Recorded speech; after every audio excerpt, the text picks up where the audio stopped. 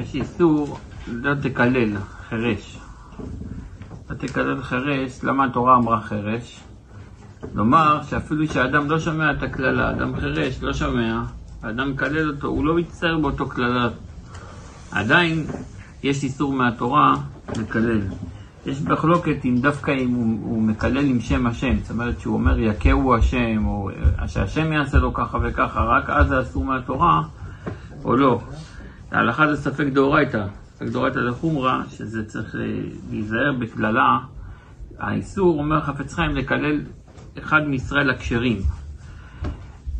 עכשיו, יש, אדם לפעמים לא מקלל, אם הוא מקלל את עצמו. חפץ חיים אומר גם עובר באיסור. אסור לקלל, גם האדם אסור לו לקלל את עצמו. ויש כאלה לפעמים, נגיד דוגמה, לא הולך לו איזה משהו בטלפון, במחשב, או לא משנה באיזה משהו, או מחבר איזה חלק או משהו, בחטף עצבים, אומר שזה ילך לא יודע לאיפה, או כל מיני כללות. או עכשיו שהוא מקלל את החפץ של עצמו, בעצם הוא מקלל את עצמו, ככה אומר הכף חיים פלאג'י. הרי מה הוא מקלל? שילך לו המכשיר, שילך לו אותו דבר, שזה תעצבן על זה, ואז בעצם כאילו הוא מקלל את עצמו בצורה עקיפה, אז לכן צריך להיזהר מזה. הגמרא, אדם, גם בכלל הכלל צריך להיזהר למה יש אנשים, לפעמים הילד מצייר אותם, או משהו כזה, או בגיל ההתבגרות, או כל מיני דברים, זורקים. בסוף פתאום ההורים זורקים לו איזה מילה, מקללים אותו, לא שמים לב, ואחרי זה לפעמים הכללה הזאת היא חלה. למי הם גורמים נזק? לעצמם.